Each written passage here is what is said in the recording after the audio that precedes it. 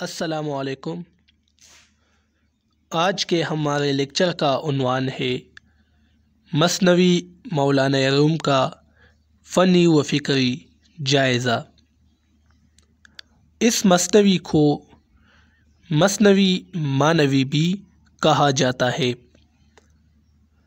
انشاءاللہ آج کے اس لیکچر میں ہم اس مثنوی کے فن و فکر پر بات کریں گے اور ساتھ میں شعری مثالیں بھی حوالے کے طور پر آپ کے سامنے پیش کریں گے۔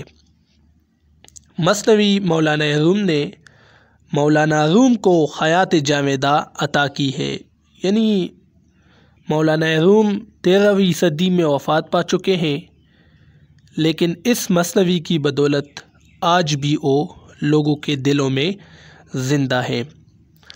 فارسی زبان میں لکھی ہوئی تمام کتابوں میں مثنوی مولانا روم کی ہر دل عزیزی اور مقبولیت بہت زیادہ ہے۔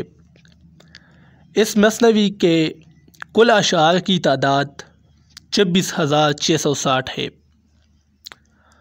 اب ذیل میں اس مثنوی کی خصوصیات پر بحث ہوئی ہے۔ سب سے پہلے اس کا فنی جائزہ پیش کرتے ہیں۔ تو نمبر 1 ہے سلاست زبان، یعنی زبان کی سلاست، زبان کی سادگی۔ یاد رکھیں کہ یہ مثنوی فارسی زبان میں ہے۔ مولانا روم نے اس مثنوی میں سلاست زبان کا خاص خیال رکھا ہے۔ انہوں نے مشکل اور نامانوس الفاظ سے احتراز کیا ہے، اجتناب کیا ہے، یعنی ان تراکیب، ان مشکل الفاظ سے انہوں نے اجتناب کیا ہے جو دوسرے شعراء نے فارسی مثنوی میں اس کا استعمال کیا ہے۔ مولانا روم کی ترکیبیں عام فہم اور سلیس ہیں۔ عام قاری کے لیے، عام پڑھنے والے کے لیے اس مثنوی کی زبان میں کوئی پیچیدگی نہیں۔ مثنوی کی زبان شگفتہ و شاداب ہے جو قاری پر خوشگوار کیفیت طاری کرتی ہے۔ مثال کے طور پر یہ اشعار آپ دیکھیں: شاد باش اے عشق خوش سودائے ماں، اے طبیب جملہ علت ہائے ماں، جسم حاکی از عشق بر افلاک شد، کوہ در رقص آمد و چالاک شد۔ تو یہ دیکھیں کتنے آسان فارسی کے الفاظ انہوں نے استعمال کیے ہیں۔ ان اشعار کا ترجمہ کچھ یوں ہے کہ اے عشق، آپ ہمیشہ آباد رہیں، خوش رہیں، کیونکہ آپ ہمارے تمام بیماریوں کے طبیب ہو۔ عشق کی بدولت جسم حاکی، یعنی انسان کا جسم کتنا بلندی پر جا چکا ہے، اور اس عشق ہی کی بدولت پہاڑ رقص کرنے پر مجبور ہوتے ہیں، اور پہاڑ اس عشق ہی کی بدولت چالاک ہوتے ہیں۔ محاکات نگاری، محاکات نگاری کہتے ہیں لفظوں کے ذریعے سے کسی چیز کا ایسا نقشہ پیش کرنا کہ اس چیز کی تصویر ہماری آنکھوں میں پیر جائے۔ یعنی جب ہم لفظوں کے ذریعے کسی چیز کو بیان کرتے ہیں اور اس طرح بیان کریں کہ الفاظ کے ساتھ ساتھ اس چیز کا نقشہ ہمارے ذہن میں تیار ہو جائے، تو اس کو محاکات نگاری کہتے ہیں۔ محاکات نگاری فارسی مثنوی کا بنیادی عنصر ہے، یعنی جب فارسی میں مثنوی لکھی جاتی ہے تو محاکات نگاری کا خاص خیال رکھا جاتا ہے۔ لہٰذا اس مثنوی میں بھی مولانا روم نے محاکات نگاری کے اعلیٰ نمونے پیش کیے ہیں۔ مثنوی میں بادشاہ کا شکار پر جانا اور عشق کے جال میں گرفتار ہونا مولانا روم ان الفاظ میں بیان کرتے ہیں: اتفاقاً شاہ روزے شد سوار، با حواس حویش از بحر شکار، بحر سیدے میش و دوبر کوہ دشت، ناگہاں در دام عشق و صید گشت۔ تو یہ منظر بیان کرتے ہیں کہ بادشاہ ایک دن شکار پر گئے، وہاں پہاڑوں میں، دشتوں میں وہ شکار کر رہے تھے کہ اچانک اس کو ایک لونڈی نظر آئی، اور اس لونڈی کے عشق کے جال میں وہ گرفتار ہو گئے۔ تو دیکھیں ایک تصویر ذہن میں بن جاتی ہے جب ہم ان اشعار کو پڑھتے ہیں کہ بادشاہ پہاڑوں میں جنگلوں میں شکار کر رہا ہے اور اچانک انہوں نے ایک لونڈی دیکھی اور ان کے عشق میں گرفتار ہو گئے، ان کے عشق کے جال میں وہ گرفتار ہو گئے، تو ایک ذہن میں ایک تصویر بن جاتی ہے۔ تو یہ بھی اس مثنوی کی ایک خصوصیت ہے۔ رفعت مضامین، رفعت مضامین یعنی بلند پایا اور اعلیٰ مضامین۔ اس مثنوی میں اگرچہ ایک طرف مولانا نے پرانے اور پامال مضامین پیش کیے ہیں، تو دوسری طرف انہوں نے بلند پایا اور اعلیٰ مضامین کا اختراع بھی کیا ہے۔ اختراع یعنی خود سے نئے مضامین سامنے لانا، نئے نئے موضوعات پیش کرنا۔ مولانا روم کی مثنوی میں ایک دفتر معنی پوشیدہ ہے۔ دفتر فارسی زبان میں رجسٹر کو کہتے ہیں، یعنی معنی کا پورا ایک سمندر اس مثنوی میں پوشیدہ ہے، یعنی بہت سے موضوعات پر انہوں نے اس مثنوی میں قلم اٹھائی ہے۔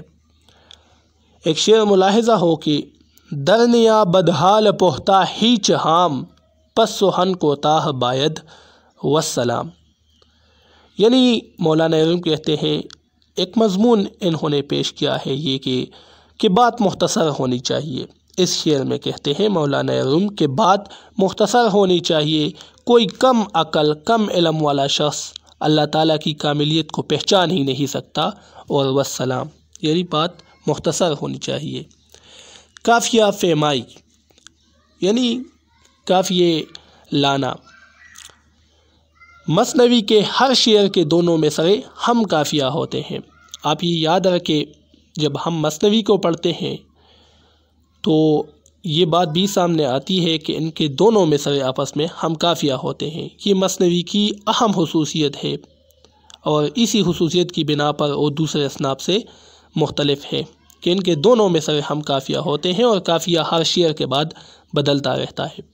اس پر علیحدہ سے پھر ایک لیکچر میں دوں گا۔ مولانا روم نے اس مثنوی میں قافیے کے التزام کا بھی خاص خیال رکھا ہے۔ مثنوی مولانا روم میں جہاں مشکل اور سنکلاخ زمینوں میں قافیے پائے جاتے ہیں، وہاں سلیس الفاظ کے قافیے بھی موجود ہیں۔ دونوں کی مثالیں ملاحظہ ہوں، مشکل کی بھی اور آسان کی بھی۔ ہر کسے در طاعت بگریہ تنت، ہوشتن را محل سے انگیہ تنت، بگریہ تنت انگیہ تنت، دونوں قافیے ہیں تو ذرا مشکل الفاظ ہیں۔ اب آسان دیکھیں، رحم ہاہی رحم کن بر اشک بار، رحم ہاہی بر ضعیفہ رحم آر، اشک بار رحم آر، تو یہ آسان قافیے ہیں۔ تو دو طرح کے قافیے انہوں نے استعمال کیے ہیں، مشکل اور آسان۔ لفظی صنعت گری، لفظی صنعت گری یعنی لفظی پیشہ وری، لفظوں کے ساتھ کھیلنا، جو لفظوں کو جانتا ہو لفظوں کے ساتھ کھیل سکتا ہو۔ تو مثنوی مولانا روم میں لفظی صنعت گری کا جادو سر چڑھ کر بولتا ہے۔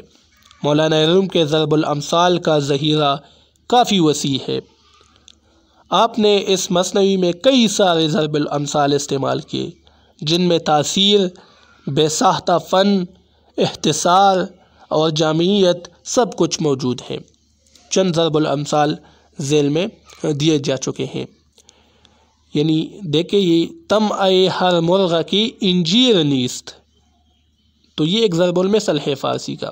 اس کا اردو میں ترجمہ کچھ یوں ہے کہ انجیر ہر حقیر پرندے کی خوراک نہیں ہے۔ ایک اور دیکھیں، زرح ردرا والا شیدا کو ند، یعنی سونا عقل کو دیوانہ بنا دیتا ہے۔ تو یہ ضرب الامثال ہے۔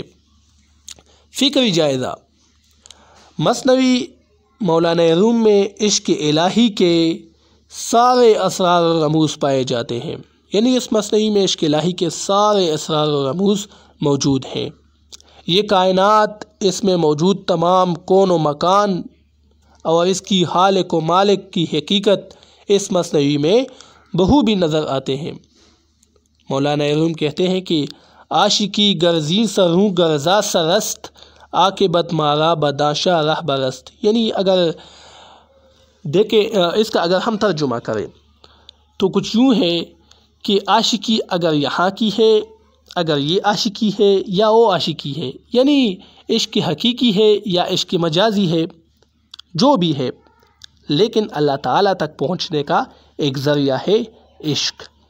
عشق کی قدر و منزلت کو بیان کرتے ہوئے ایک اور جگہ پر مولانا روم یوں رقم تراز ہے کہ دور گردوں راز موجے عشق را، گر نبودی عشق بسفر دی جہاں۔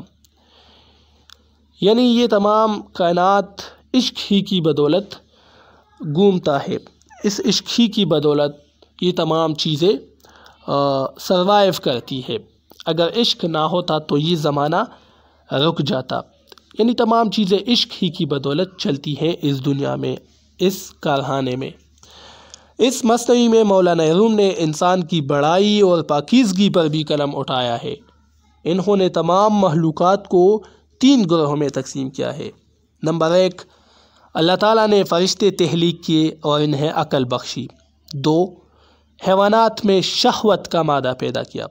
3، بنی آدم کو یعنی انسان کو عقل اور شہوت دونوں عطا فرمائے، یعنی فرشتوں اور حیوانات دونوں کی خصوصیات اس میں پیدا کی۔ مولانا روم کے خیال میں انسان اپنی ہیئت، اپنی شکل میں تو ایک کائنات اظہر ہے، یعنی کائنات کا ایک جز ہے، لیکن در حقیقت وہ بذات خود ایک عالم اکبر ہے، یعنی خود ایک کائنات ہے۔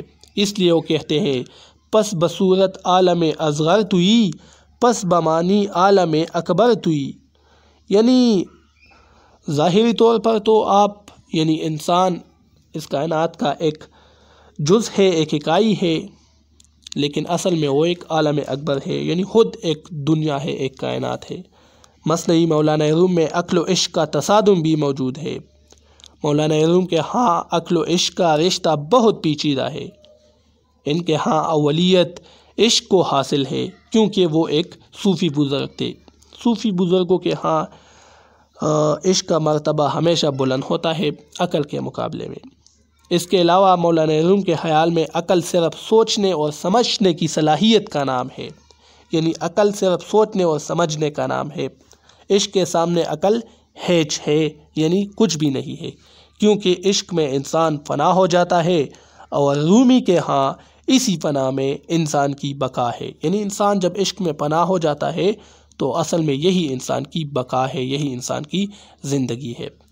اس لیے وہ کہتے ہیں شاد باش اے عشق خوش سودائے ماں، اے طبیب جملہ علت ہائے ماں۔ اس مثنوی میں حسام الدین چیلپی کا ذکر بار بار سامنے آتا ہے۔ یہ مولانا روم کے عقیدت مند مرید تھے۔ مولانا روم ان کے ساتھ اس طرح پیش آتے تھے کہ دونوں کی پیری مریدی میں کوئی فرق باقی نہ رہتا۔ اس والہانہ پن کا اظہار رومی یوں کرتے ہیں کہ من تو شدم تو جاں شدی، تو تن شدی من جاں شدم، تا کس نہ گوید این سہن من دیگرم تو دیگری۔ تو اس کا ترجمہ یوں ہے کہ میں تو ہیں اور تو میری جان ہے، اگر تو جسم ہے تو میں اس جسم کا روح ہوں، تاکہ کوئی اس کے بعد یہ نہ کہے کہ آپ کوئی اور ہیں اور میں کوئی اور، یعنی ہم دونوں ایک ہیں۔ تو یہ اس کا فکری جائزہ تھا۔ امید ہے آپ لوگ کو یہ لیکچر پسند آ چکا ہوگا۔ انشاءاللہ پھر نیکسٹ لیکچر میں ایک اور موضوع پر بات کریں گے۔ ابھی مجھے اجازت دیجیے، اللہ حافظ۔